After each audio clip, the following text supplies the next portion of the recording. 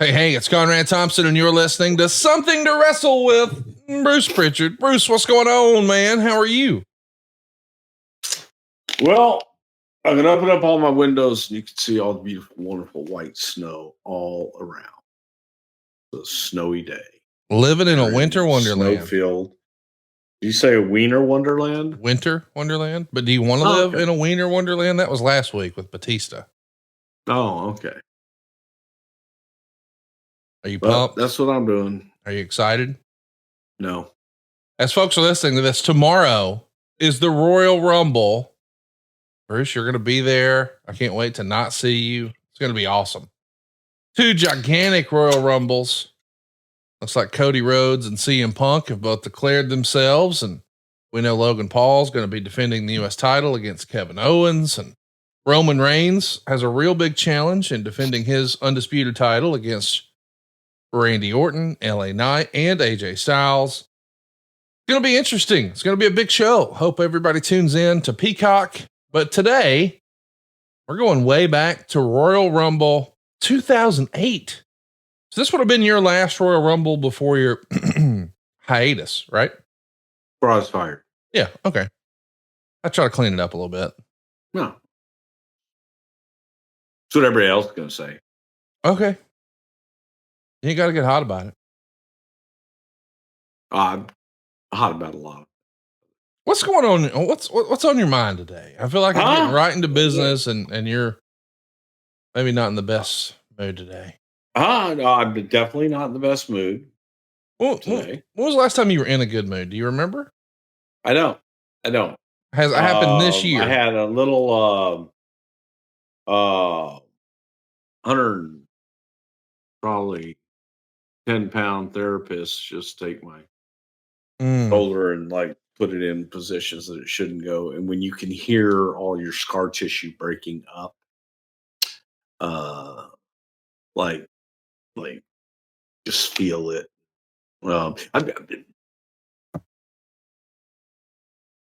Doesn't feel good. Great. You know what, man? I'm fucking great. That's the spirit. Fake it till you make it, by God.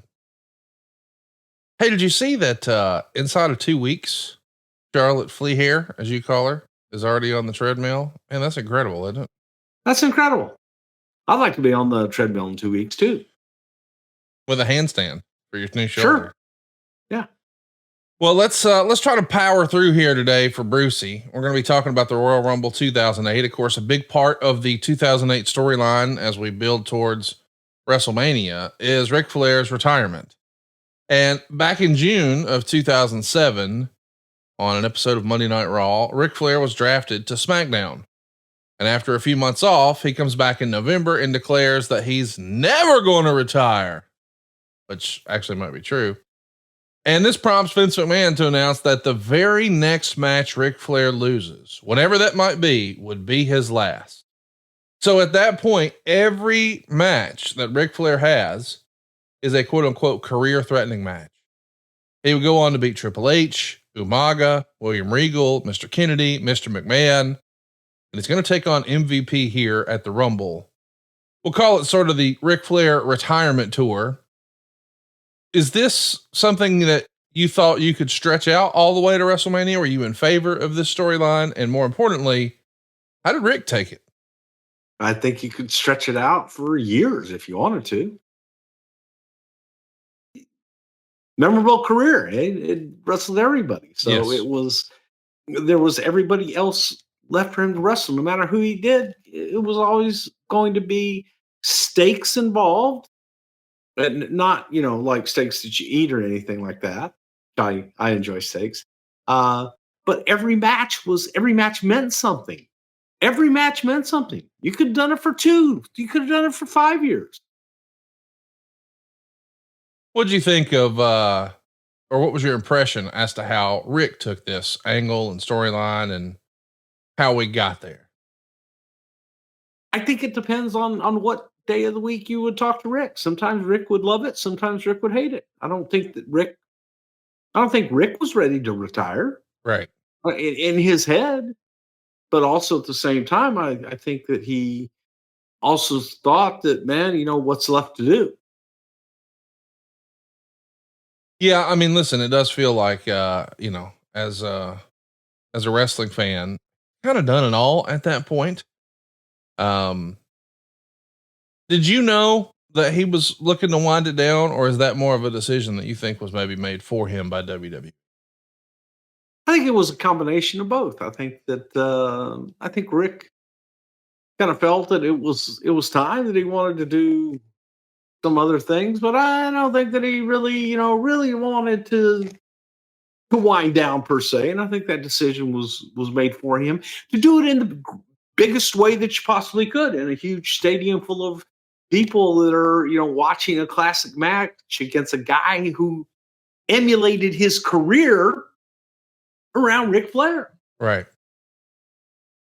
Well, that's what I wanted to ask is I know when we talked about the good old days, way back in the 80s, you would sort of think about next year's WrestleMania and then work backwards. You've explained here on the show before.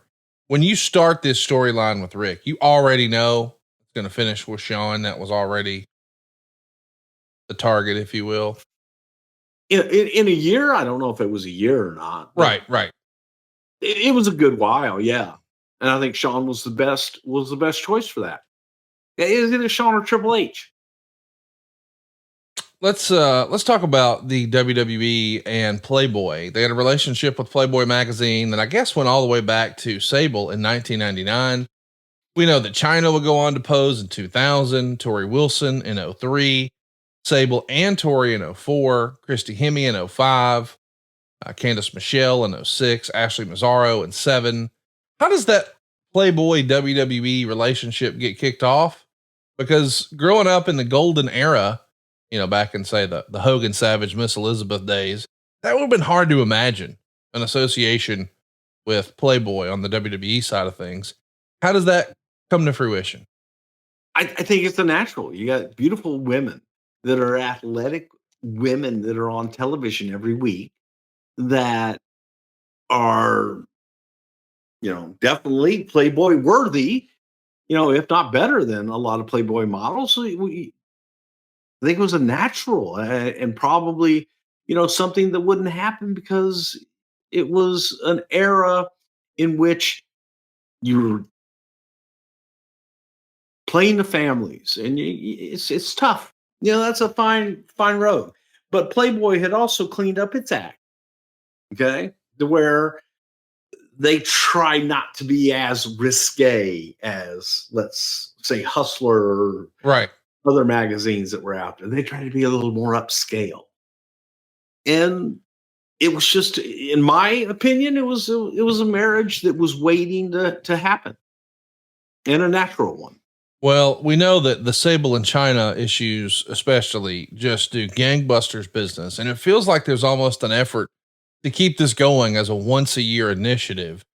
And the storyline we'll see in the Rumble is that Ashley, who was the previous year's model, gets a call from Hugh Hefner trying to recruit Maria for the '08 edition.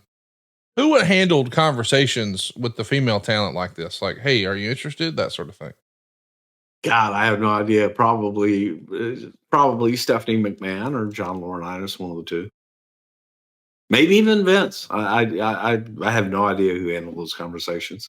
This would have been one of the last times too that WWE and Playboy worked together here in '08.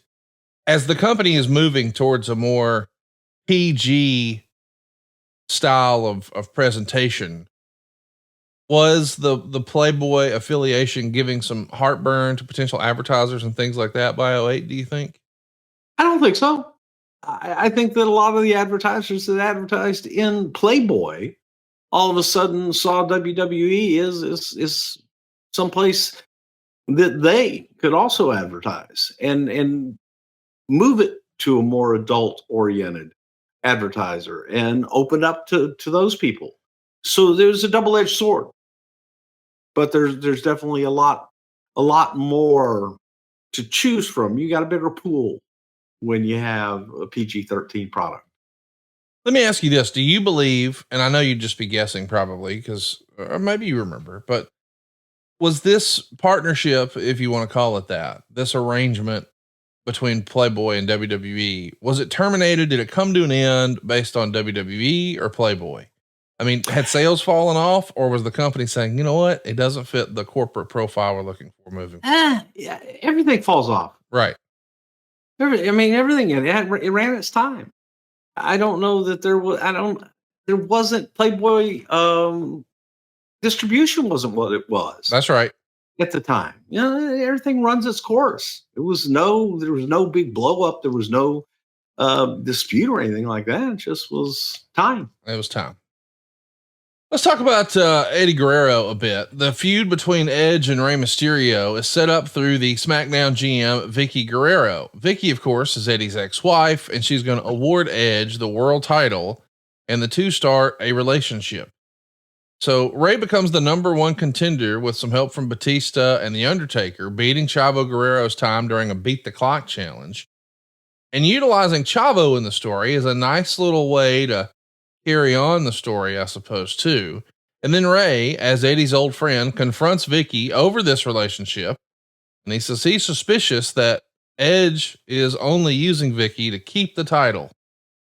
Man, I know that this is an era of WWE that doesn't get explored or celebrated a lot, but how great were Vicky and Edge during all of this? I mean, they were just phenomenal. Best. Yeah. Yeah. Absolutely excellent. They were game for everything. And there was nothing. I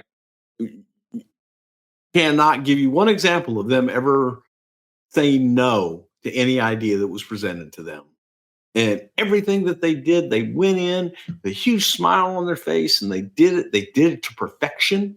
They usually did it a lot better than you could have, hoped and or imagined. As you picture it in your mind, you say, "Hey, can you do this?" "Yes, I can do that, and I'll do that great." As a matter of fact, what if we did this? And it's a little bit more, and they got it. And you felt that through the screen because there was natural. It was two talent that really wanted to take it to the next level, and they did. No doubt they did. Edge also has Kurt Hawkins and Zack Ryder with him.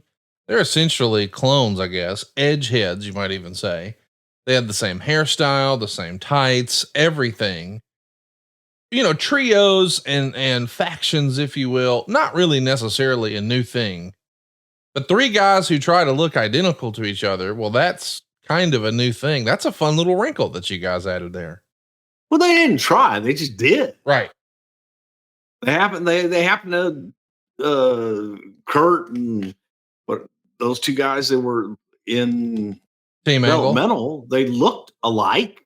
They looked like a team, and then it was like, hey, cut their hair the same as Edge. Hey, you got another, two more edges, two more little edges, and Edge heads are born. I'm sure these guys are thrilled to have an opportunity to be on the main roster and not in developmental. They're on WWE TV, et cetera, et cetera. But I do wonder, with the benefit of hindsight, do you think them being positioned as almost like clones would hurt their upward mobility later in their career, or no? You mean getting them on TV and getting a lot of exposure and being a part of a main event program and being involved all the time? Yeah, probably killed them. Sounds terrible. Yeah. So we know where you are on that. Jeff Hardy has been riding a wave of momentum that he's not really been on before. He's only been back from the WWE at this point for a little over a year. He had to go away and, I guess, get himself right. But we know he's always been a merch juggernaut. What did you think his ceiling with the company here was? I mean, did you feel like he had turned the corner? Did you have faith that he could be a top guy? Or did you think maybe the company was going to take more of a wait and see approach? Well, you have to take a wait and see approach. Yeah. Otherwise, that's bad business. So you have a situation here where you have a great talent, unbelievable talent that can do any and everything with a great attitude and a huge upside, but they've got demons. So you can sit back and go, "Oh, that's okay. He's a great guy and he's got a huge upside and all that stuff." But all the other things we'll just forget about and not worry about because, oh, well, no, you can't do that as a business. So you have to sit back and wait and see. I think that the belief amongst everyone was one of Jeff has everything. Right. And Jeff had the world in the palm of his hand. And it just, every time the demons kind of come and grab him. He's just such a wonderful, warm, nice guy. You want to help him, but at some point, you got to help yourself. And that's what they were waiting for. And what a great roster you have. I don't think enough time gets spent on this, but it's not just Jeff Hardy. It's Randy Orton. It's John Cena. It's Triple H. It's Batista. It's Umaga. It's Edge. They're all in the main event title picture. This is a pretty great looking roster here. And I know that a lot of people who were watching or maybe tuning out during this era, they were hoping for, The Rock or Stone Cold. But the reality is those are one of one characters. But when you take a look at that, man, that's first ballot Hall of Famers, tippy top record breakers all across the line there. It's getting kind of crowded at the top here for top talent. And new. Yeah. That's to me the most beautiful part about it. It was new. It wasn't The Rock and Stone Cold. It was new. And it was mixed in with some of the stalwarts that had been there for a while. Yes, they were still there. You still had Triple H. You still had Undertaker. Yeah. You still had Mick Foley to a degree. But you had the new guys coming up. And it was like, here you go. My favorite thing is when people say, gosh, man, I just long for the old days. And then you give them the old days. Gosh, man, that's all. I'm so sick of that shit that I've seen forever. Give me something new. Give me something new. God, I want the old days. Right. I think at this time was a great mix that was top heavy with new and top heavy with talented new. Yes. That got it, that grabbed the attention of the audience to the point of, I gotta see this, man. I'm into this, and it didn't feel old. It felt to me it felt exciting, and Yes. It was because you didn't know who was going to make it and who was going to make the turn, to be the next big guy. Let's talk a little bit more about Jeff Hardy, because Matt Hardy has said on his podcast not too long ago, quote, Jeff was going to win this Money in the Bank briefcase. And I think at this point they had pulled the trigger and decided they wanted to try and turn him into the champion. I saw Freddie Prinze had been giving the edict, like, get Jeff Hardy ready for the championship. Talk to me a little bit about Freddie and his role in WWE. And when you guys do decide, hey, let's try with Jeff Hardy. Freddie was on the writing team. I think Freddie's a great guy, man. I think the world of Freddie. But Freddie was part-time. I mean, Freddie came in, he would sit in on meetings and he would be at TV. I think what Freddie helped a lot of talent with was their acting chops and make it your own, man. But I didn't spend that much time working with Freddie. The time I did spend working with Freddie, I enjoyed. I thought extremely talented guy and a lot of fun to be around. But I don't know that I can't imagine. Hey, Jeff Hardy. Right. Maybe it did. I don't know. I wasn't there for it.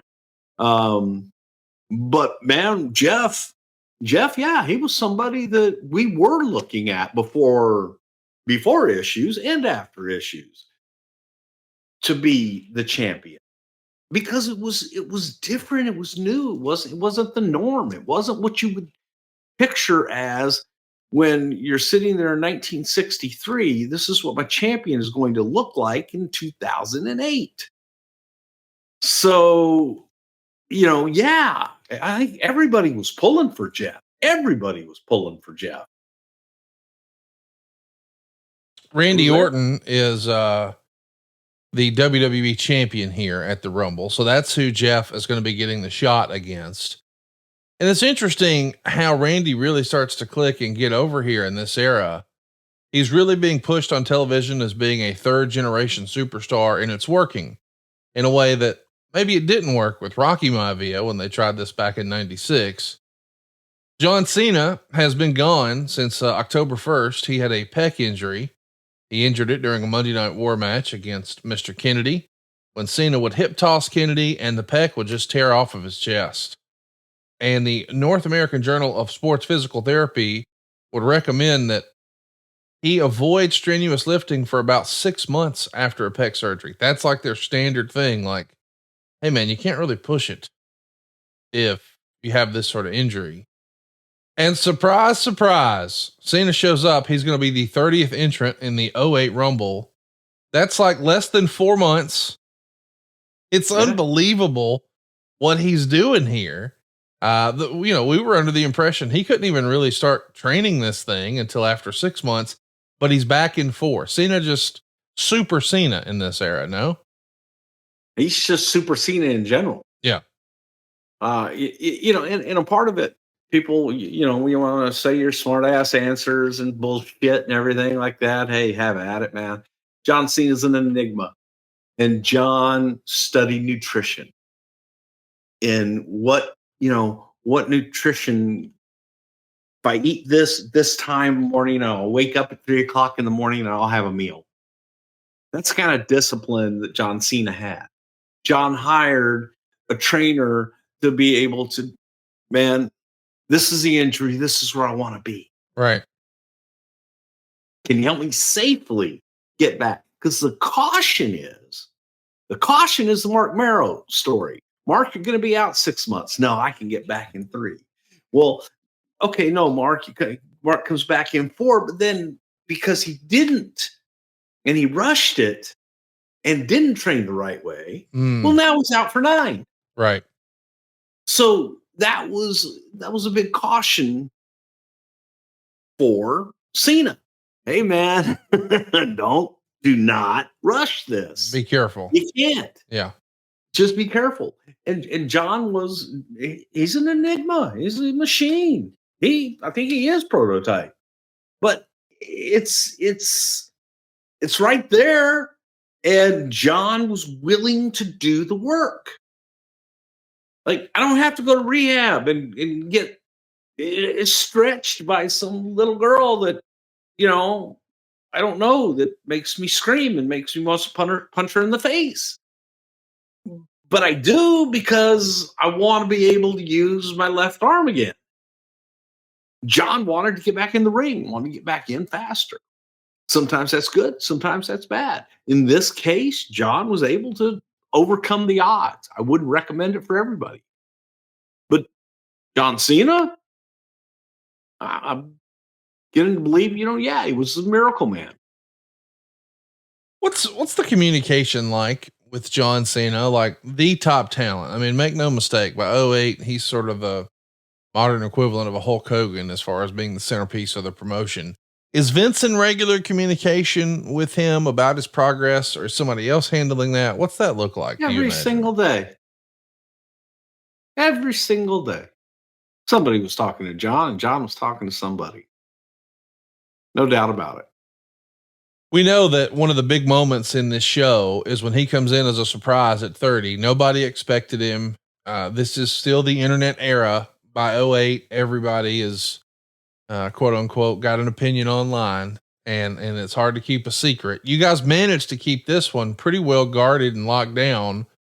How did you do it? And why is that so important even today? Simple. We hit him in front of everybody. John had been around, so people were used to seeing John. Right. John dresses in the ring like he dresses in real life. At that time, he did for sure. He's out in front of everybody. Then his music hits. Oh shit, John's in this thing. Only a couple people really needed to know. I got you. So it was that part's easy. That's the shit. There's nothing to that. A little more difficult road to hoe for our pal Mike Adamle. You've talked about him a little bit before. He had great guy. A lot of credibility in the sports world. Of course, I remember seeing him as a kid on American Gladiators. He's a former NFL player and just a heck of a guy. But we're going to debut him here. Oh, there's Mike Adamley calling in right now. See what old Mike wants. Great guy. I love Mike Adamley.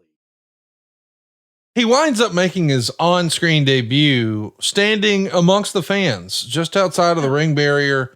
We know it's going to become, I don't Talking know. about the new talent, Jeff Harvey. Jeff Harvey. I mean, that's really what everybody remembers. And we know now that Mike was really suffering from CTE and some other stuff that was going on in his life. Yeah. We didn't know that at the time, but I know Vince gets it from what we've read as fans. Vince would get excited about new announcers and new opportunities, and he liked his background and that sort of thing. Is it just a real groaner when he hits the Harvey line? Man, groan, maybe. I don't know. It was funny. It was like, oh shit, what a fucking great start. And what are you gonna do at that point? And there was a belief for a while that Mike was a professional. Mike did a lot of sportscasting. He did stuff like that. A lot of it was tape, though. So we knew that Mike had the chops and didn't want to give up on him. But yeah, Jeff Harvey. Here's the thing that people don't know. Okay. We had a guy that was going to be a doppelganger and be Jeff Hardy's twin, but he had changed his last name to Harvey. Like Bizarro Superman. Fool people. I got you. Was his original idea? I mean, I like the positioning of him. I don't remember seeing anybody stand in a spot like that. It almost felt like you're going to have to give me a little bit of leeway here.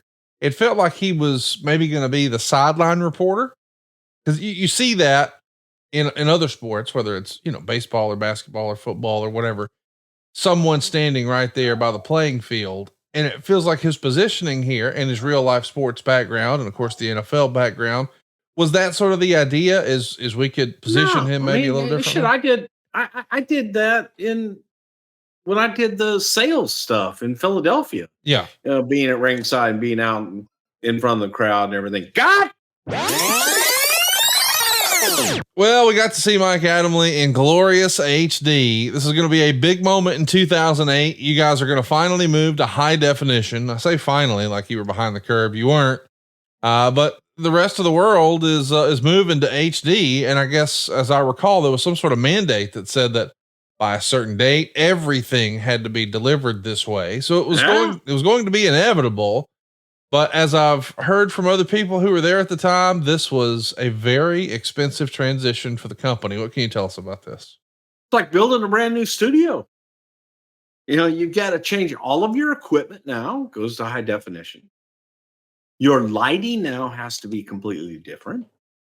The specs, on your nose or on your cheek show up. If you have a blue, minuscule dot, on your face somewhere, it's going to show up and it's going to look giant.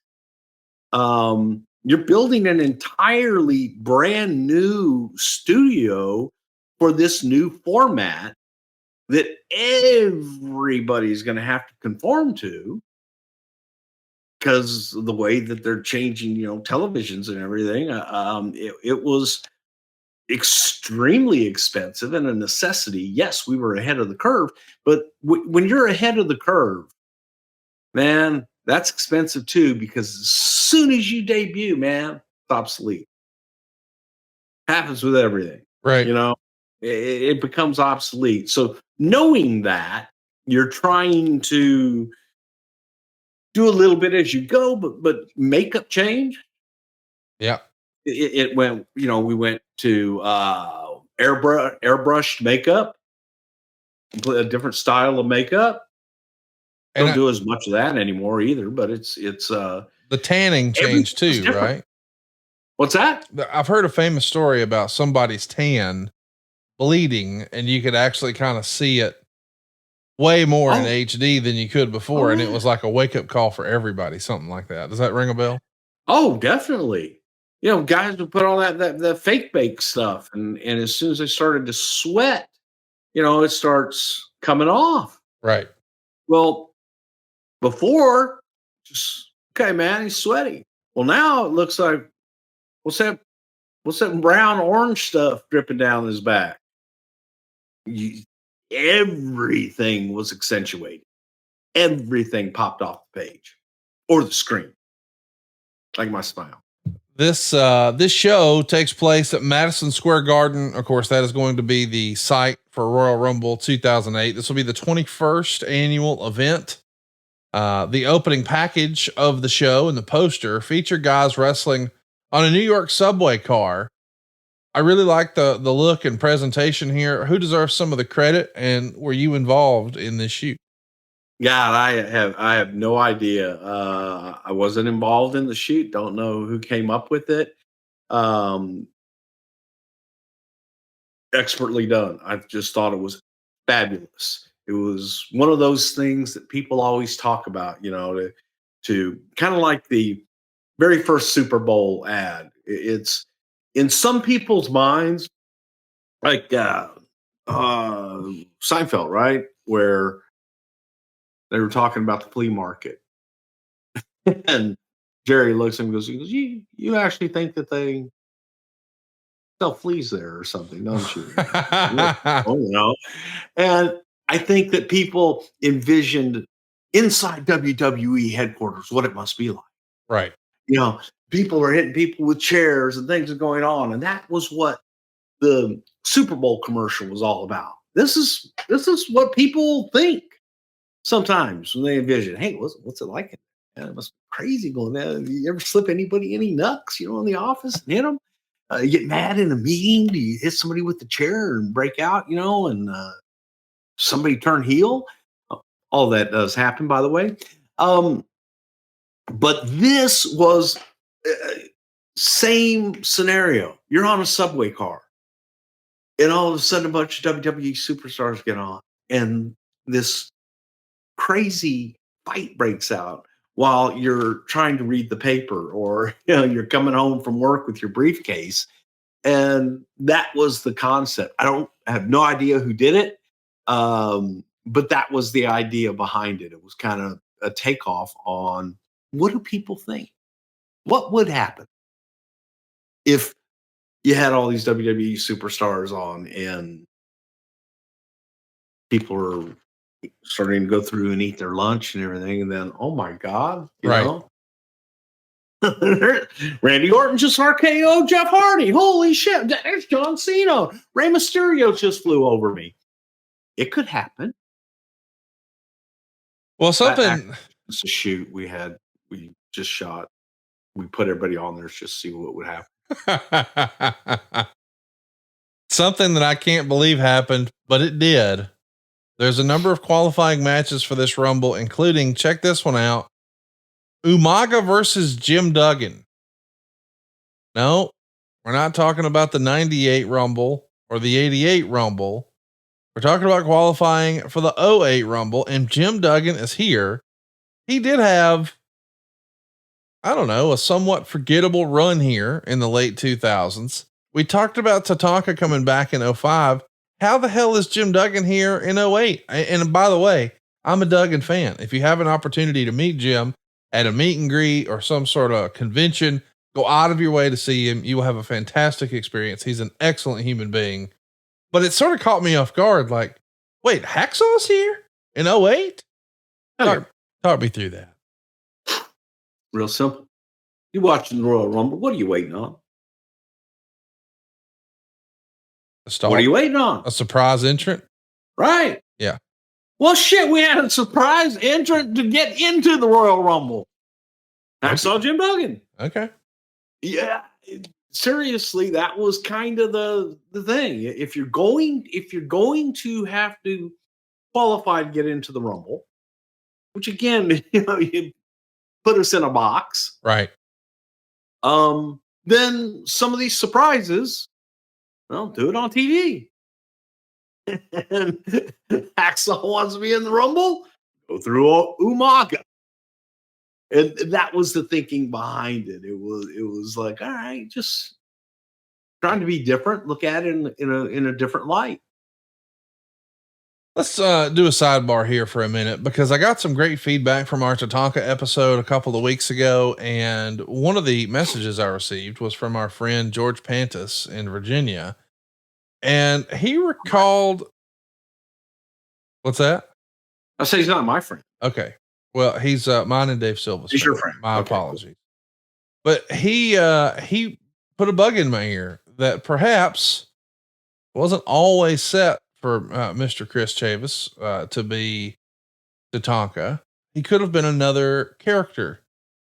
Apparently George recalled that you guys did some vignettes about him as the All-American football player.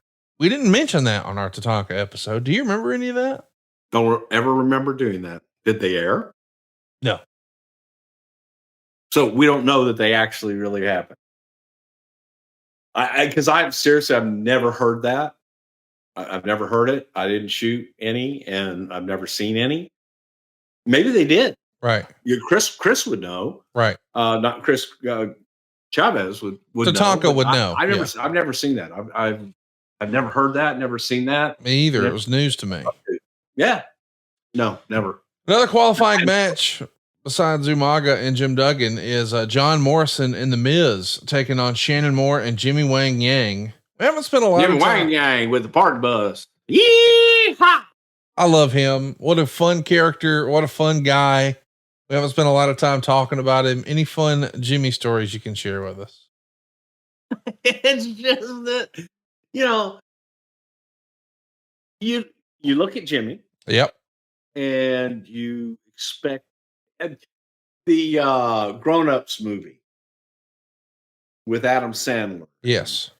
They're at the pool. The wives are all looking at the big jacked up lifeguard and everything comes walking across the thing, and they do the slow walk, and the women are all like, I hope he talks to me. I hope he talks to me. And they like, hey, what are you doing? He's gonna say it. And his voice didn't match his look at all. Kind of like Mike Tyson. You expect Mike to have a little tougher voice. You're used to Mike now. And nobody's going to tell Mike, hey, Mike, your voice, fuck that. You talk any way you want to, Mike. But with Jimmy Wang Yang, you look at Jimmy and you don't expect to hear, hey, howdy, how y'all doing, man? Good to see you, buddy. I think Jimmy has a very, very Southern accent. No doubt about it. And he's just absolutely just one of the greatest guys you're going to find, man. I think that he found his calling with his party bus that he has.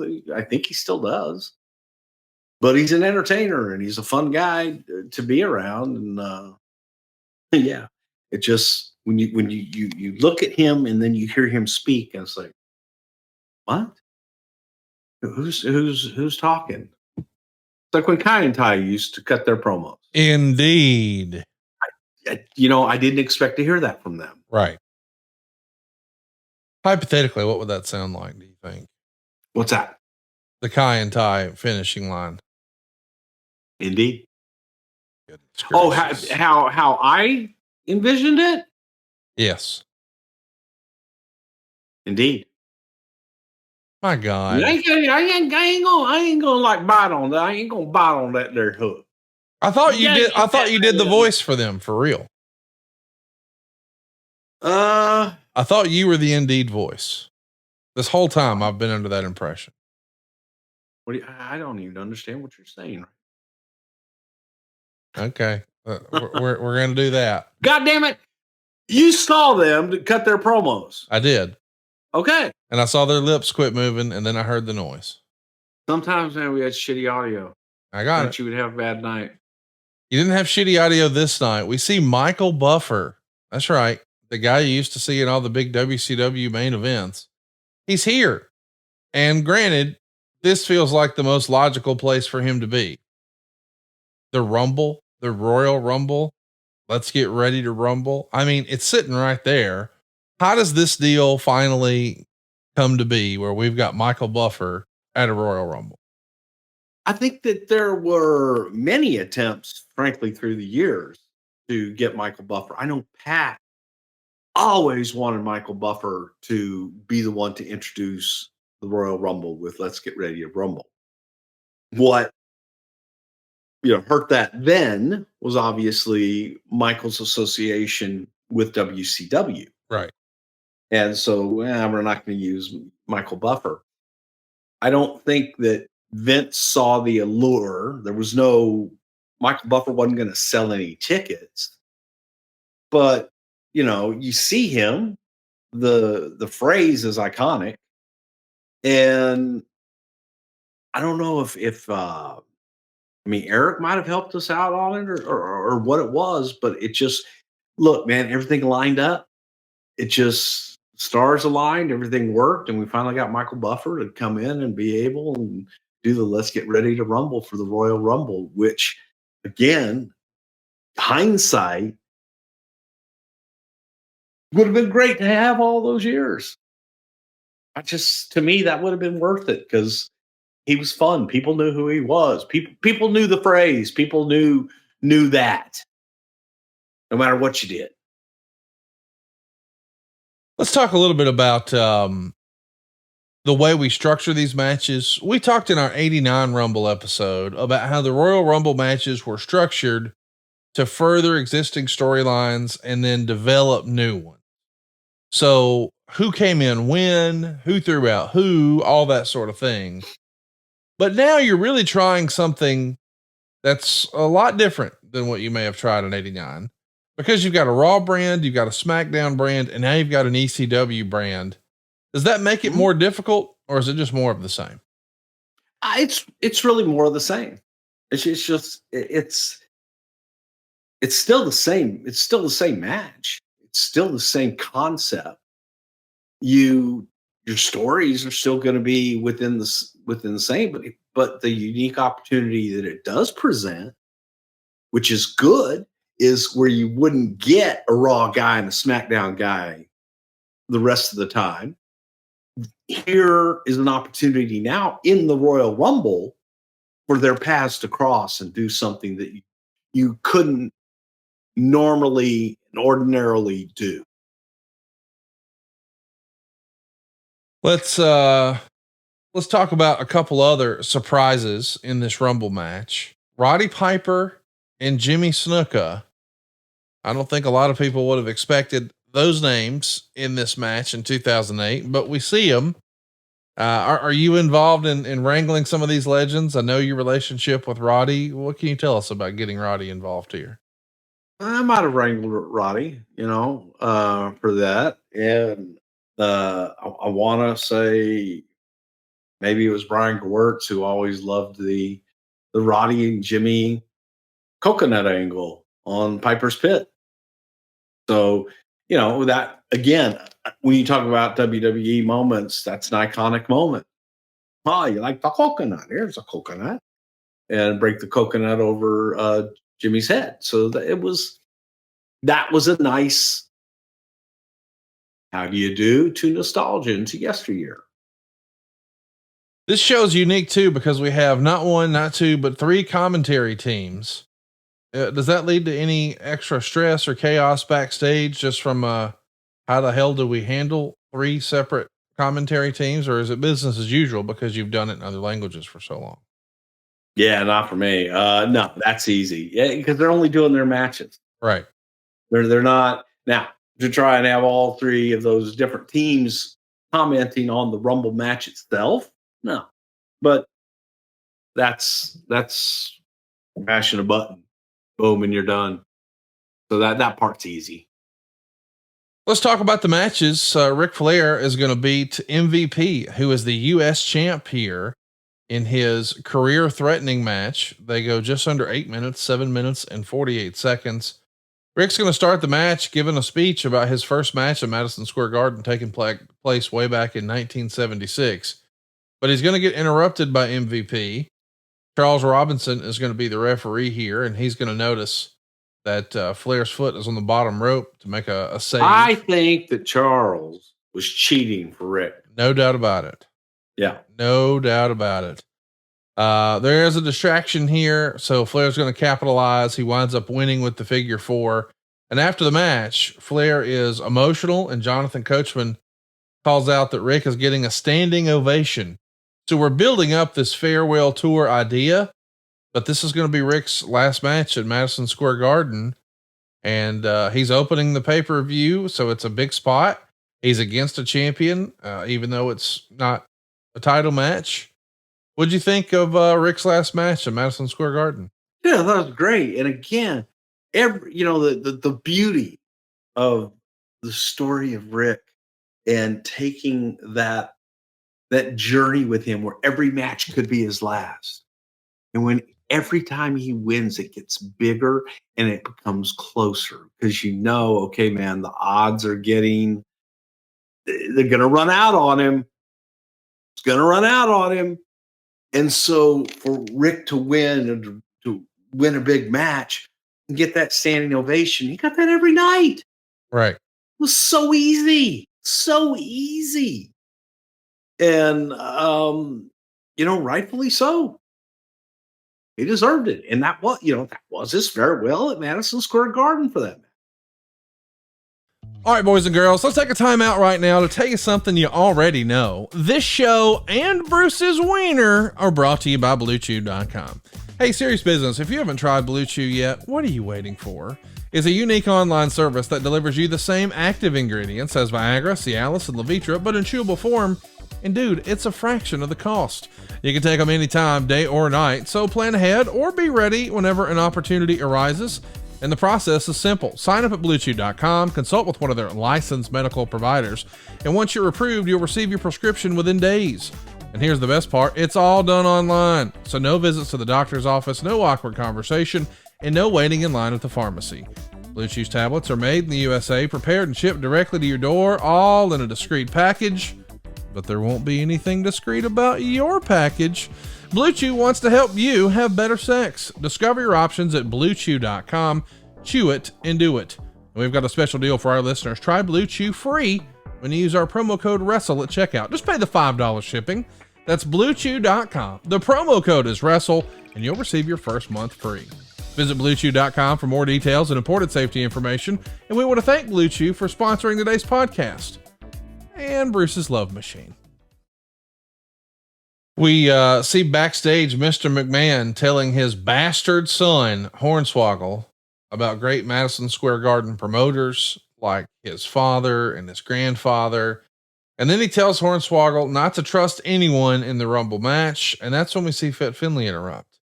Not a lot comes to it, but there are some more tensions here between Hornswoggle and his former partner, Finlay. Watching this back, it feels like Vince had a blast working with Hornswoggle. Did he not? I always have a blast. I think everybody had a blast working with Hornswoggle. The only thing I could never figure out about Hornswoggle. What's that? Why did he look like a chimney sweep? I never understood that either. Why would you personally go rub some soot on his face before every show? Me personally, just because it felt like the thing to do. Yeah. It's just, he was a filthy little man. At ringside, we got Jerry Lawler and Jim Ross introducing Mike Adamle, who says that he saw Flair's first match at MSG in '76. He was standing in the crowd. You know what? If he had said that he saw Richard Flea Harris. Oh, I knew you would love that. That's mad. God, that would have been great. Adamle then introduces a video package that talks about the build-up for the JBL Jericho match. And in the video package, we see JBL verbally attack Jericho's family and strangling Jericho with some microphone cables. And now it's time for the match. Match number 2 here in the Rumble 2008. JBL and Jericho get about 9.5 minutes. Jericho's going to get a little color when JBL throws him through the top and middle rope into the ring post and out to the floor. You're not seeing a ton of blood in this era, but you see a little bit here from Jericho. The match ends in a DQ when Jericho is going to attack JBL in the head with a chair and continue to pummel him after the match. Jericho's going to choke JBL with a mic cable and Retribution. I thought these guys had an old school ass kicking match. And if you're watching along with us over on YouTube, everybody's on their feet. I mean, Jericho is a bloody mess here. What'd you think? Great match. Two guys that made you believe. Yes. You believe that they didn't like each other. Probably didn't. I don't know. But you believed it. You watched it, and there was intensity. And everything that they did meant something. They didn't have to do 10,000 different things in the match to get the people into the match. It was simple psychology. And you hated JBL. He was so easy to hate, still is. And that's what makes a beautiful match, is when you get the audience emotionally involved in the characters in the match and they care.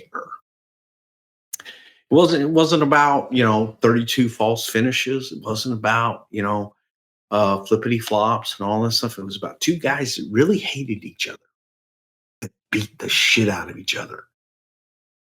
And you saw it and you believed it. And you got lost in it. And to me, that's what makes magic. I don't know why, but flippity flops made me smile. Next up, we've got Edge. I've been smiling all day. Who is the world champion, taking on Rey Mysterio. They go 12 minutes and 34 seconds. Vicky is getting pushed in a wheelchair by Teddy Long. Of course, we got Hawkins and Ryder all coming out with Edge's music. They're really stacking the deck against poor Rey Mysterio. Rey's going to hit the 619 and the top rope splash, but Vicky gets out of her wheelchair and pulls the leg of the referee, Mickey Henson, to stop the count. So Rey sets up a second 619, and Vicky's going to kneel on the apron and hug Edge's head, causing Rey to actually take out Vicky. And that distraction allows Edge to pin Rey. And Edge, Ryder, and Hawkins are trying to take care of an unconscious Vicky after the match. This is a big spot for Vicky. She wasn't always involved in the physicality, but she wasn't scared to let Rey do the deal here. Was anybody nervous about that for her? First of all, Vicky ain't scared of anything. There you go. All right. But no, man, you have the pros in there. To me, that's one with such a small percentage of something possibly going wrong. Yeah. That it's not even worth bringing up. That's just silly.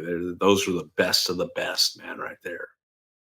I enjoyed it. It's telling a story with a little Gaga. I don't think there was too much Gaga. I just enjoyed Vicky's work. So if Vicky's on screen in this era, it was working for me. She was great. Yes.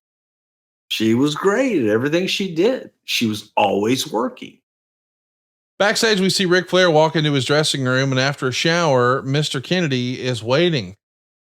Kennedy gives Rick a slow clap for winning his match, and then Shawn Michaels interrupts, and Flair says Shawn has a great chance to win the Rumble. And then all of a sudden, here comes Batista and Triple H. The segment somehow ends with Shawn shilling his new t-shirt. I mean, I get the history with all these different guys, but Mr. Kennedy being involved, I didn't expect. And then we see a shot of the Royal Rumble billboard in Times Square. And of course, JR and the King are putting it all over at ringside.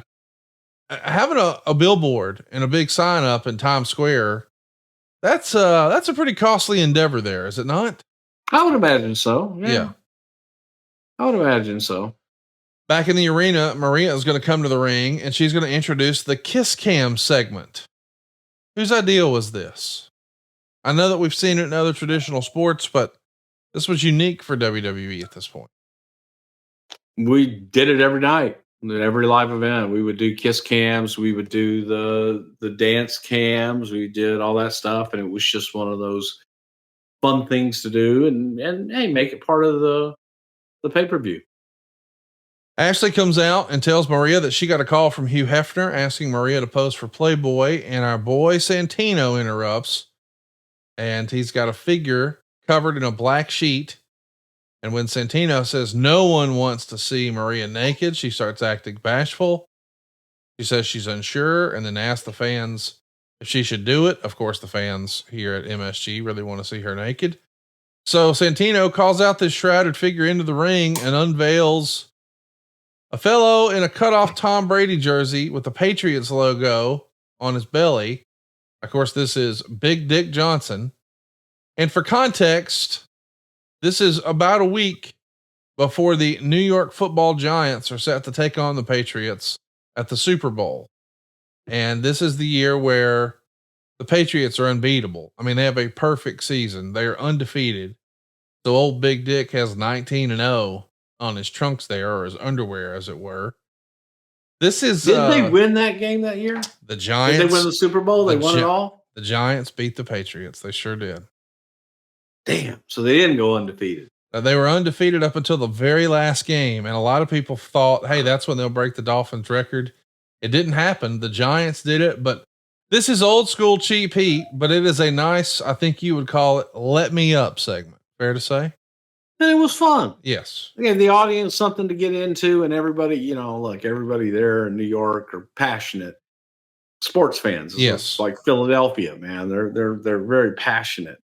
And yeah, New England had dominated everything. And again, you know, the Patriots fans, you know, listening and going, but I think that probably 80% of football fans wanted the Jets to win, just so that the Patriots wouldn't have a perfect season. For no other reason. We've got. Do you know a Jets fan? I do. Wow. Gary Vaynerchuk. Okay. He's the only one. Okay. Ashley's going to kick his ass, of course, Big Dick Johnson, and run him out. Okay, hang on. I'm going to tell you a story. So, the only Jets fan I really knew, Howard Finkel, and Howard loved the Jets. Okay. And I would go to football games because I like live sporting events, no matter really what they are. You go live, it's fun. I hate baseball, but I love to go to a live baseball game. Have a few beers, eat hot dogs, you know, yeah, the base. Died roll, yay. What's wrong with you? What's wrong with you? Things like that. Which, by the way, I'm sorry about your coach. I didn't even realize, and I meant to send you a thing, man. What a fucking career, and what a way to go out for Nick Saban. Holy cow. I read it late. And I think you and I had an exchange, and you were grumpy. Yes. And then I realized why you were grumpy 4 days later. Yeah. I'm on, oh. Yeah, that explains it. Saban retired. That explains a lot. Yeah. But, you know, holy cow, another guy. Incredible deal.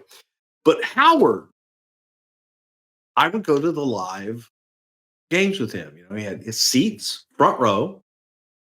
We sat next to Vinny Pazienza's cousin. Google it. And front row on about the 10-yard line. Visitor side. Great, man. Again, it's just a great experience. However, it got to the point of just fear for my life. Because Howard would drive to the game, because I don't drive in New York. I'm not going to get scared. Howard would drive in New York. And Howard had a little portable TV that was about maybe 6 inches, you know. And he would plug that into the cigarette lighter and have like games on and be futzing with the antenna in the car. Yes, kids, cars didn't have cable back then. They do now? Nor, some do. Nor did they have satellite. And even if they did have satellite or cable, Howard wouldn't have paid for it.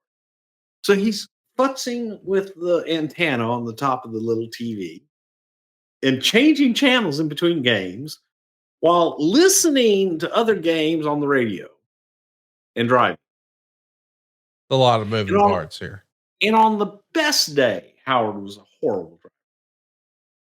Worse than Vince? Vince is a good driver. Okay. He's just fast and dangerous. Howard's just terrible. So now we would get to the stadium. Okay. And Fink would get his coffee, a pretzel. Every once in a while, he might get a hot dog or something or whatever. And then he would grab like handfuls of the Gulden's mustard packets and put them in his jacket or whatever.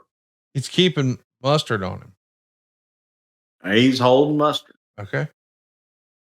And we would make our trek down and, say our hellos to the people around, the other season ticket holders and stuff. And Fink would drink his coffee and he would have his TV between his legs, watching games. And the people huddled around, and he messing with the antenna and changing channels. He had his transistor radio. Wow. And he's listening to shit and watching all this stuff. And he would eat his pretzel, put his mustard on the pretzel. And then during the day, during the game, would dig in the pocket and take out the mustard packet and suck the mustard out of him. Just like bite one end of it and then suck the mustard out of the. So he didn't put it on his food. He just put it in his mouth. He put it on the pretzel. Okay. But dude, we're talking handfuls of these that he would like extras. Extra. I mean, one pretzel, maybe 2 packets. You really like mustard? But he like sucked the mustard packets dry. And we I'm like, what the? But you think about that for a second. You're at Jet Stadium,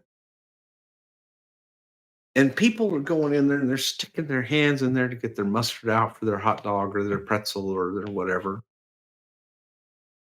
And Howard sticks his hands in there, and Howard's hands weren't always the cleanest. And he was sucking the mustard out. And I mean, very few times I've really ever, just naturally gagged. And that would make me like, oh God.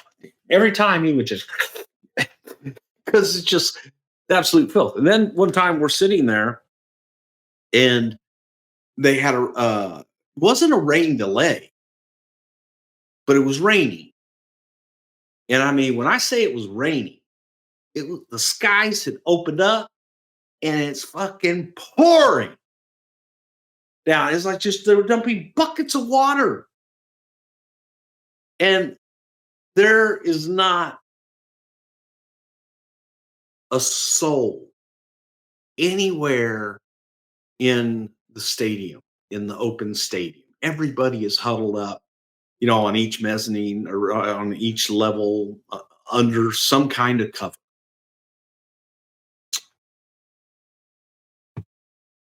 There were 2 people that were sitting in their seats on the front row at 10-yard line. And it's raining so goddamn hard that Howard and we had to put our feet up because the river of water was probably at least a foot running underneath us. It's raining so hard. Now we're wearing those, the hoodie things, the ponchos. And Howard has his TV underneath the poncho watching something. Guess another game or whatever, because I couldn't see because he had it under there and he had his head under there. And so the breath and it was all fogged up. So I couldn't see shit. And I'm just looking around thinking, what the fuck am I doing here? Why am I here with him? There's no reason for me. But that's what I say. If you knew a Jets fans are crazy, man. Howard was crazy. They would bless their heart. That was some of the absolute most fun I ever had. Was those kind of excursions with the Fink, because he had shortcuts, he had his quirks, he had his ways, and I loved him to death. And it was some of the most fun, but crazy. Like, who sucks mustard packets? Who brings a TV, transistor radio, and everything else in a poncho and watches and listens while not another soul other than the idiot you brought with you is in the stadium? Like, not even, there's nobody on the field, like, pushing. There's nobody. There's like, what, 50,000 people there. Two. We're sitting in their seats in the front row. Yeah. So, like, it couldn't even be, oh, well, they're sitting in their seats, man. Up maybe over the overhang. Maybe they're not getting rained on that much. No, there was no protection. And we had a tsunami running underneath us. Is that your last time going with Howard? I love the thing. Was that the last one? That was close to the last one. Yeah. I was going to say, I don't see you doing that again. Yeah. So we know that Maria and Santino are going to leave without ever giving an answer about Playboy. So it's a fun little let me up segment here on the pay-per-view. And next we see a vignette for WrestleMania 24. And boy, is it a fun one. It's a Baywatch themed commercial featuring Kelly as a lifeguard on duty. An overweight fellow is going to try to get her attention by pretending to drown. And of course she runs towards him in slow motion. We needed that. And eventually saves him on the beach. And right as she's about to give him mouth to mouth and make his dreams come true, Mae Young pulls Kelly off and does it herself, leading the guy to run away. Mae is going to give chase. This is a great piece of business here. I don't know why, but this tickled me. Who do you think deserves some credit for the creativity behind this one? Oh God, this writes itself. Yeah, it does. Absolutely. Yeah. Mae Young, one of the most lovable characters in the history of the business. She was great. And I think that people always enjoyed that. And she enjoyed Mae knew how to be the butt of the joke. Yes. And always get over. So yeah, she was great. It's fun that you guys have hot ladies and fat dudes and back-to-back segments here. Back in the arena, we got Mike Adamle introducing the WWE Championship match, and this is the moment where he calls Jeff Harvey. And the match itself is pretty good. Just 14 minutes and 3 seconds. Randy Orton is the world champion, believe it or not. Jeff Hardy is the Intercontinental Champion. Only the world title is at stake. So it's rare that we get these world title or world champion versus Intercontinental Champion matches, but we got one here at the Rumble. Orton's going to win by countering the twist of fate with an RKO, and Hardy receives a standing ovation after the match. This is a very underrated title match at the time. It feels like the crowd is with Jeff here in a big way.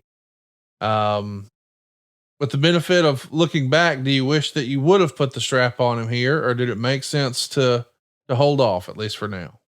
No, it made sense then. Makes sense now. I mean, history proves itself out. We thought about it. We thought about what ifs. Right. Would have been great to have been able to crown a new champion there, but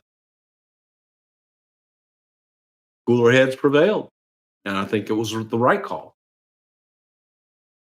Let's talk a little bit about when we're back in the arena.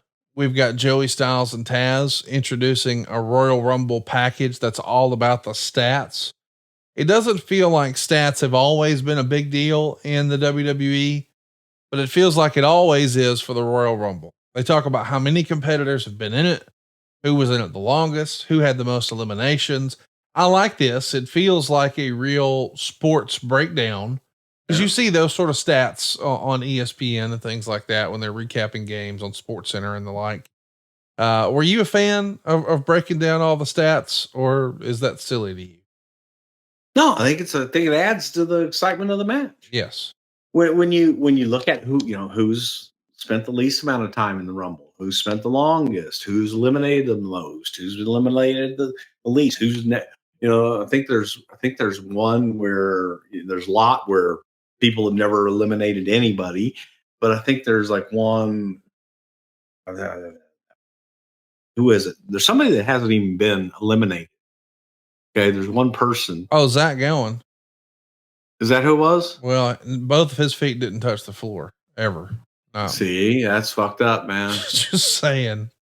That's fucked up. But yes, I love that. I do. I think it makes it interesting. And it's like, all right, well, who's going to be the Iron Man this year? Is there going to be an Iron Man this year? There are so many elements to that,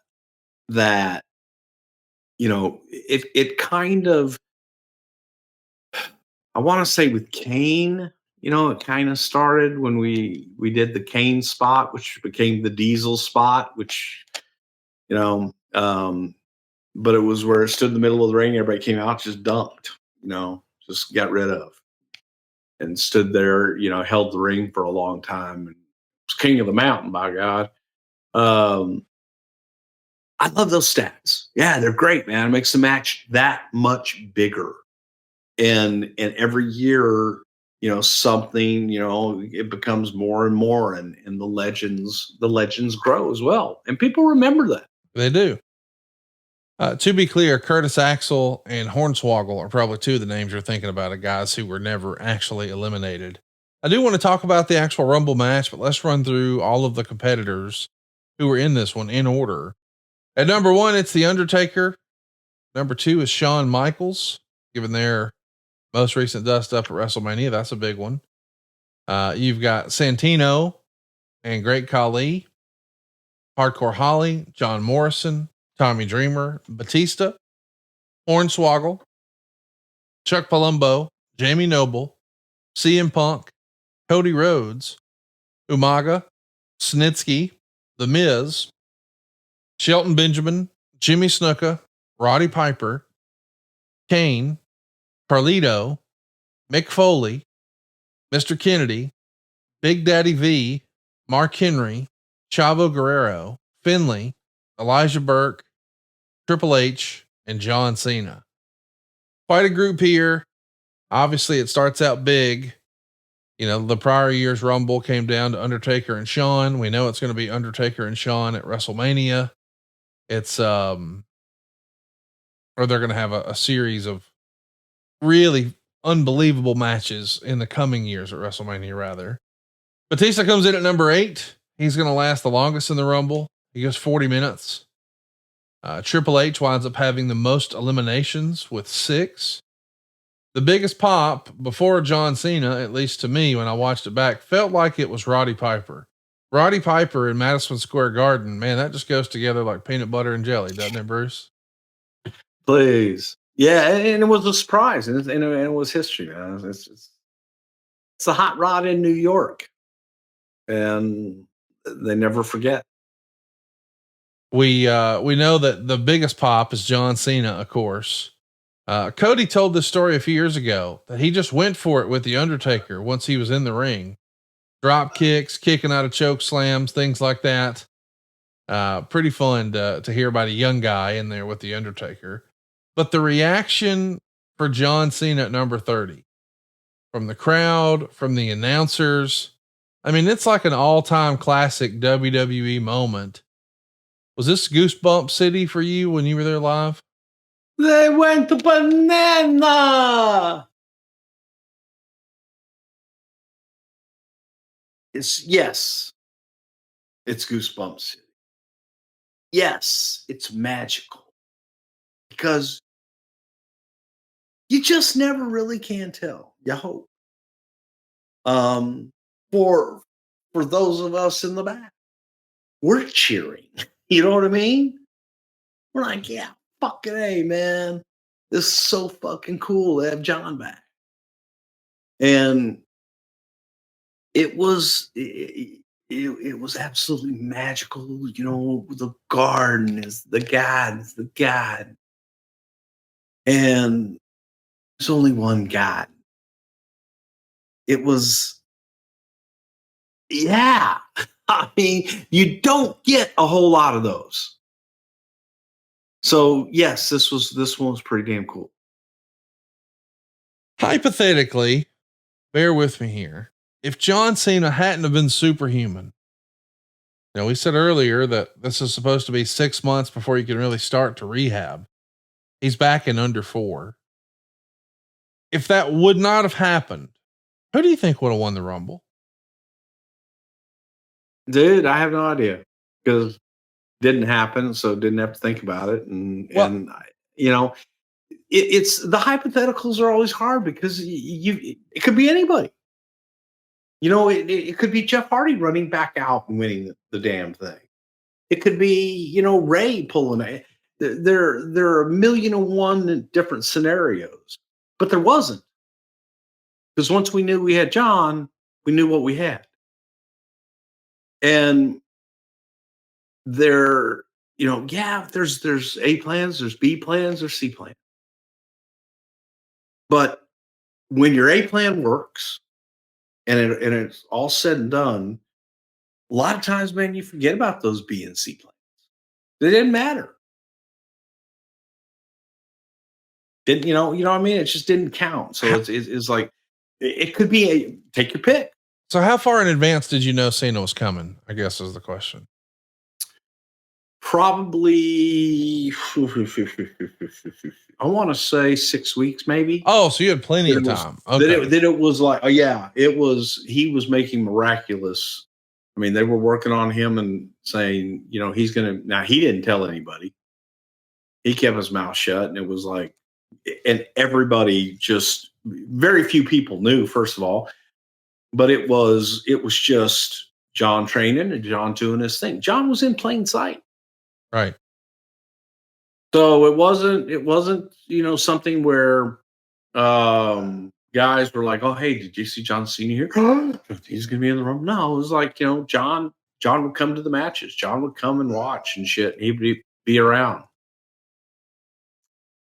I know this is silly for me to ask, but I'm curious, like, do you think we'll ever see another PLE in Madison Square Garden? Madison Square Garden is so synonymous with WWE, but it does feel like more and more you guys are able to go to bigger markets and do bigger shows, like stadium shows for these type events. And sometimes when you've been in New York in more recent years, it's been Barclays. And I can assume that, that's just an economics decision. But to me, WWE will always be synonymous with MSG. And I know that it's always like the biggest house show of the year right after Christmas and all of that. But do you think, like, cause to me, like from a business standpoint, you can't really put WrestleMania there, right? You probably should. Up to me, WrestleMania 40 would have been in Madison Square Garden. Really?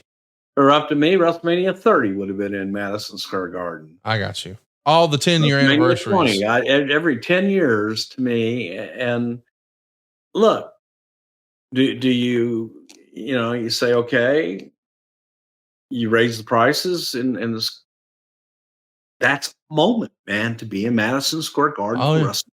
But every 10 years, you're asking my personal opinion, I could see doing that easily. Man, that'd be awesome.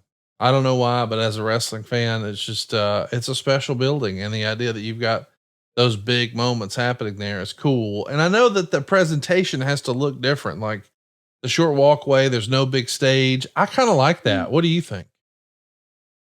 I always hated the way I hated the way that the Garden shot the Garden. It looks like shit. Why? What? Why?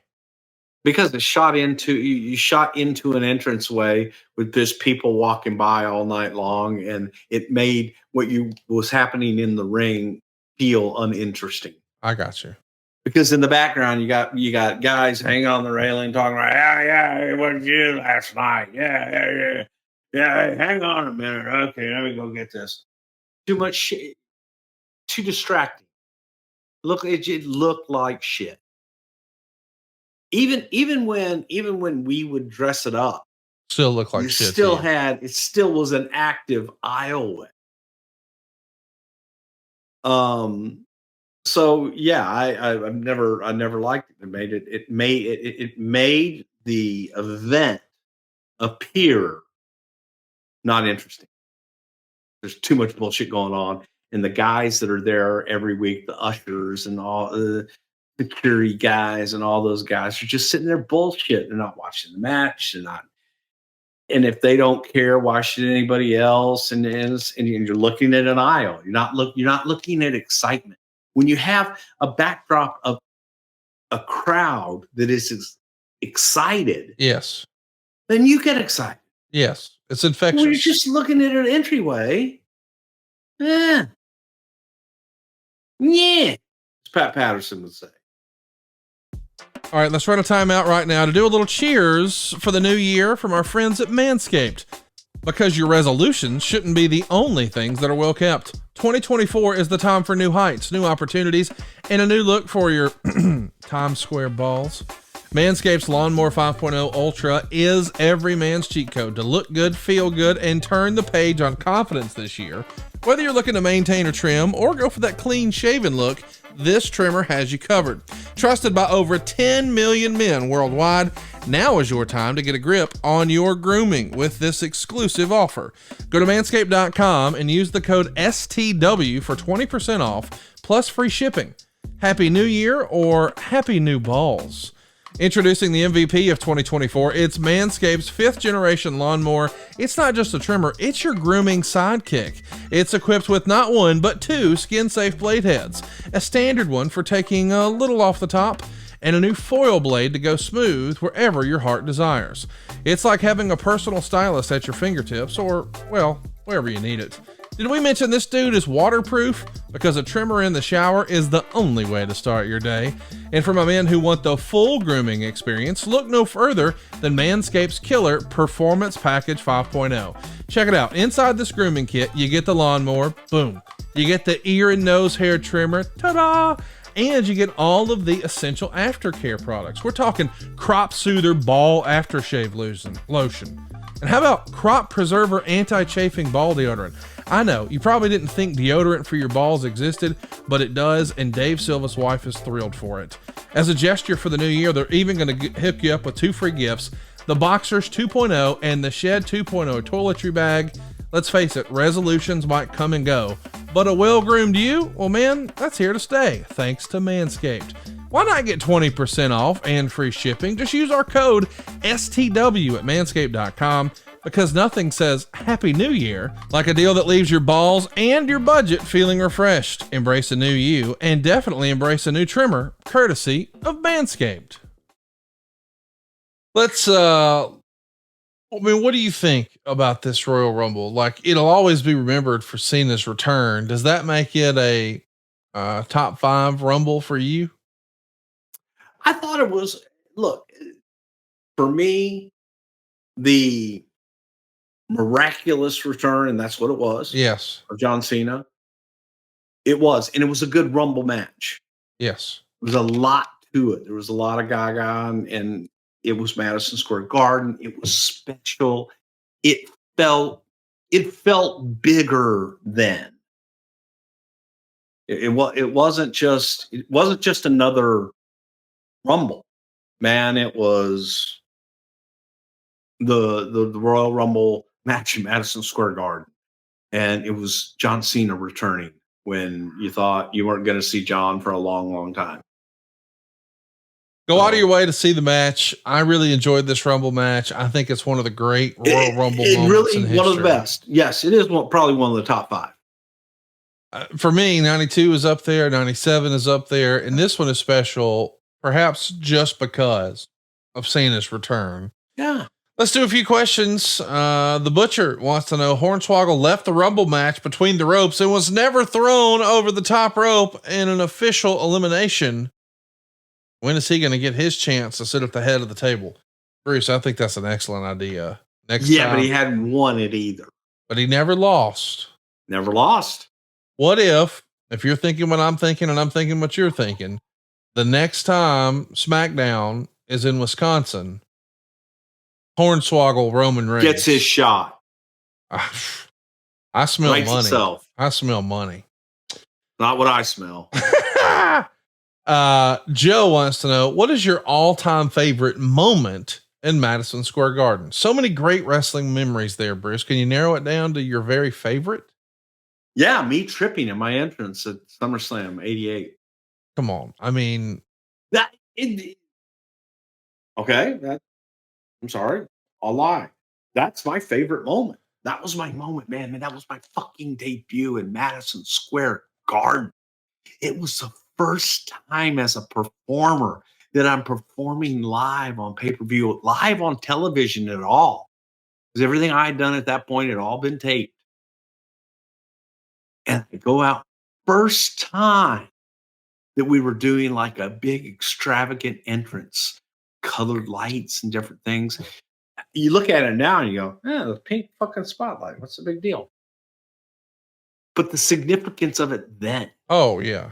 For me. Oh, no doubt. For me to go out and to do my thing and to make my spin and to trip on the damn step that I stepped over all day long, just making that walk back and forth, back. I knew I was running from Duggan at the end. I didn't want to trip on the end. And I know I'm getting this big entrance and it's different. It's unique and everything about it. And my favorite moment is I tripped in Madison Square Garden in my debut in the Garden, in my debut on pay-per-view, in my debut on live TV. That is my favorite moment in Madison Square Garden. Brian wants to know the explosion of John Cena or that he received when he came out as top 5 for me. How would you rate it? How did the announce team know? JR had an amazing call. I get goosebumps today watching and listening to Cena's entrance. That made me wonder, did the announcers know? I know JR has said a lot of times he liked to be surprised. Was that a genuine reaction? Did he not know? That was a genuine reaction. That's fine. It's better that way. It is way better that way. It's just better. Say what you will, you know. Oh, RK favored me or something. No, it's better that way. Be real. Look at your monitor. Call what's on the monitor. Not what you think is going to happen or what you heard was going to happen around you. Watch your monitor, man. Call what you see on the monitor and genuinely tell me a story and show some emotion and feeling. And that beats knowing, okay, I'm going to jump up here because I know that John Cena's returning. No, man, wonder. Well, I don't know, man. I'm excited. I'm excited now as to who it's going to be. Right. So I may be pissed or I may be elated, but I'm excited because I don't know. And to me, that excitement just helps and you feel it. You feel it through the broadcast. Talk to me about that pop and that reaction. You know, we saw a lot of people, and I sort of joked about it too, being a top 5 Rumble moment. But as far as just a standalone pop, a real reaction, like I know people always point to the taped Raw in Worcester when Foley won the world title, and when Stone Cold came out and the glass broke, it was just pandemonium. So that's probably top 5. Cena here, his reaction's probably top 5. What are some others that come to your mind as far as just biggest reactions that just blew us all away? Oh my God.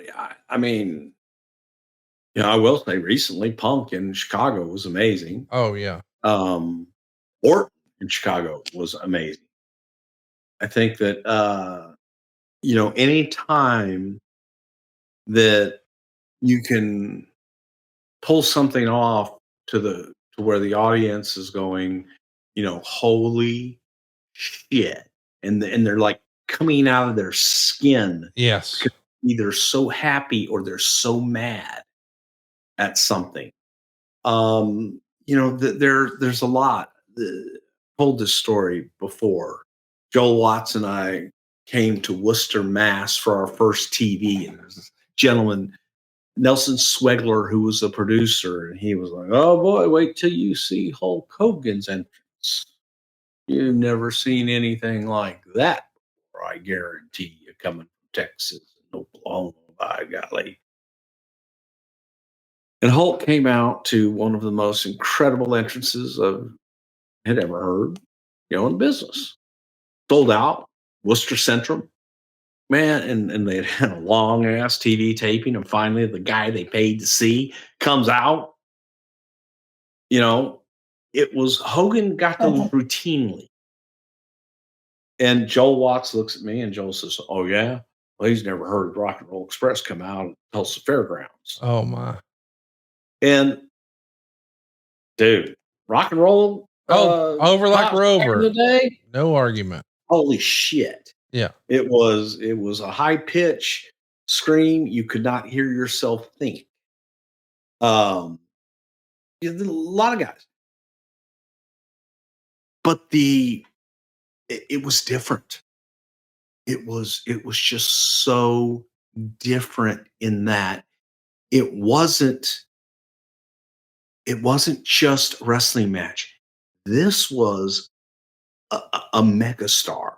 This was a mega god. This was beyond that match, that night, in that town. This was, holy shit, I'm seeing Hulk Hogan live. And in 1987, that was huge. That was, it was a different feeling. The glass break with Steve. Yeah. About Worcester. Again, same place, man, Worcester. They're good for pops. Yeah, they are. But boy, when Steve comes out, and there's not a soul in their seat. And it's deafening. You hear that. The Undertaker, when you don't expect it and you hear that gong. And it's the double pop with him, which I always just love so much. Because you've got the gong and you got the, oh my God, and they fucking explode. And then the music comes in, boom, boom, boom, boom, boom. Then you see that son of a bitch. And when first time you see that silhouette, you get that second pop. And it's amazing. It's just from a performer's point of view, when, I had the extreme privilege of getting to work with the greatest in the business. But pop-wise of guys back in the day, man, Hogan, nobody could touch. Undertaker, nobody could touch. There were, Ultimate Warrior. Oh my God. The issue with Warrior was it was so fast that the audience blew up almost as fast as he did running down to the ring. You know what I mean? Yeah. But his still was, to this day, one of the most iconic music and entrances in the business. No doubt. When I wasn't there, but when Jake came back for the Rumble for a one-off. Yeah. And it was like, holy shit. Those legends that they respect, that they remember. So it's all subjective. But yeah, man, Cena, that's one of those. It's like, holy shit. Top 5. Steve. Just you can count. There's a few of those where it's like, oh my God, I cannot hear myself. When you have your headsets on, you have it cranked all the way up, and nobody can understand and or hear what they're saying because the audience is so loud. Rock. Holy cow. So, it's just, it's a special quality. And it's true, man. You sit there and you feel it.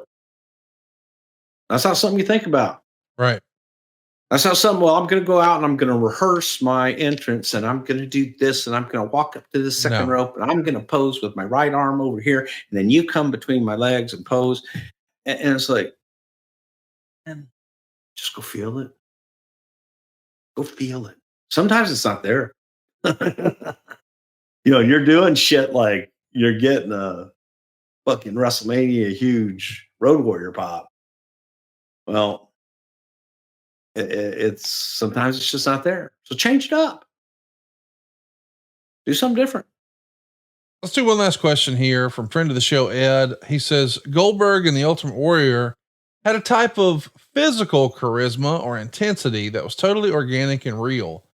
They couldn't talk much, but it wasn't that type of charisma. Oddly, is Jeff Hardy in that same category? Can you think of others as a fan or a producer who had that much love without really being able to captivate on a mic? I don't even understand that question because I couldn't compare Goldberg, Warrior, and Jeff Hardy in the same sentence. There's no comparison. Three completely different individuals, different places in the business, feelings about the business, the way the audience felt about them, all completely. So yeah, I don't even really understand that question because it's, Jeff was Jeff. Goldberg was Goldberg. Warrior was Warrior. I think what they have in common is that you couldn't really imagine anybody else doing what they did and it working as well. And none of them were necessarily known for being strong promos.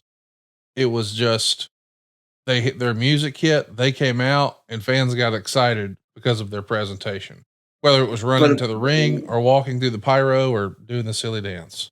Yeah. I think the difference is that Jeff loved it and Jeff, oh, for sure. It and loved it. And the rest of them were doing a job. Okay. That's to me, the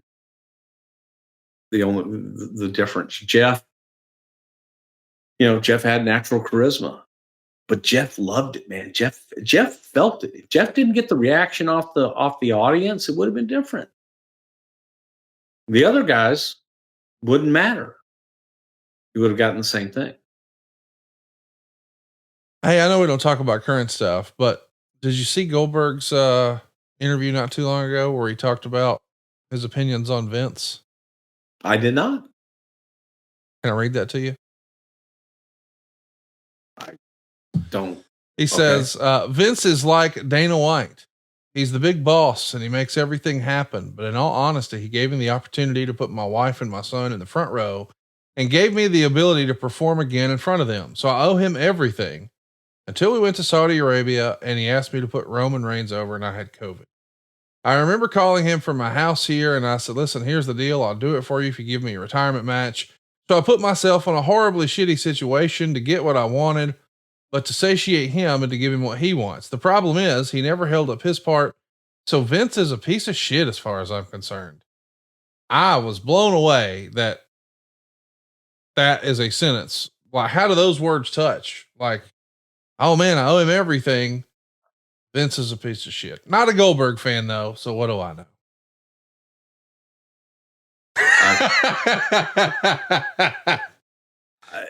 Again, I have no words for that. That's he's got to look at himself in the mirror every day and go have at it. Amen to that. You know what? How do you even respond to that? There is no response. No. Go back and read the first thing you said, and then right. You got what? How do we start there and wind up there? I just, look, man, that's there are people like that out there in the world, and he's one of those people. Yes, he is. For the first time ever, STARRCAST goes international. Oceania Pro Wrestling and Visit Victoria present STARRCAST Down Under, set to take Ballarat, Victoria by storm from April 11th through to April 14th. Bringing the STARRCAST experience to Australia. And with all the staples of STARRCAST that have made it a wrestling fan's dream destination. Meet and greets with your favorite wrestling stars of yesterday and today. Live stage shows including a Sunday with Bret Hart, a retrospective on his Hall of Fame career, including a special watch-along celebration of the 30th anniversary of the Hitman's legendary WrestleMania 10 match against his brother Owen. Also including an audience Q&A with the excellence of execution. We'll also have live wrestling shows, in-ring action including Mickie James's all-women's show, Her, and a special supercard, Bret Hart's Australian Stampede. All this along with the photo ops, autographs, merch, and memorabilia, making Ballarat the place to be this April. Never before has a weekend like this taken place in Australia until now. STARRCAST Down Under, presented by Oceania Pro Wrestling and Visit Victoria. Tickets are available now. Visit STARRCAST.com for more information. All right, listen up. We've got great news. We're excited to announce a new affiliate partnership with Fanatics and the WWE Shop. It's an easy way to support your favorite podcasts. Shop official WWE gear and apparel by using our special URL, shopwrestlingmerch.com. That's shopwrestlingmerch.com. Or if you're watching along with us on YouTube, just hit that QR code that's up on the screen right now and check out the description below for the link. We'll have it up on all of our socials as well. But you can shop with confidence for your favorite WWE superstar. Tees, hoodies, caps, championship belts, and more with the WWE Shop. And don't forget to use our special link, shopwrestlingmerch.com. Not only do we get some great deals and some great swag, but it's also an easy way to support the show. That's shopwrestlingmerch.com. Listen, boys and girls, if your business is looking to target men 25 to 54 years old, you need to go to ADVERTISEWITHBRUCE.com. We got those dudes, and because it's such a super targeted audience, there's very little waste. You hear some of the same advertisers week in, week out, and that's because it really, really works. Find out how affordable it can be for your business at ADVERTISEWITHBRUCE.com. By the way, if you haven't already, hit the subscribe button, leave us a 5-star review if you think we've earned it here on the podcast, and be sure to follow us on Facebook. We're going to be going live in the new year. I found a really cool treasure trove of cool stuff I can't wait to share with Bruce and all of you guys at somethingtowrestle.com. So you not only want to hit the subscribe button, but you want to turn the notifications bell on because we're going to do it live. And if you've got questions about next week's show or want to know what the topics are in the coming weeks, follow us on social media. It's at Prichard Show on Twitter and Instagram, or Something to Wrestle over on Facebook. Got a ton of new swag and some new shirts available for you as well. SomethingToWrestleShirts.com. That's SomethingToWrestleShirts.com.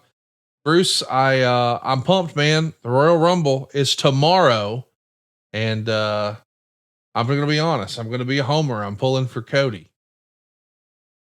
I know you can't give me who you're pulling for, but this is my second favorite besides WrestleMania, which is everybody's favorite.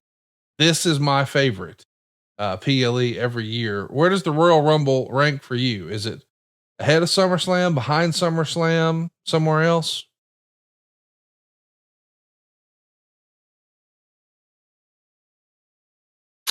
Number 2.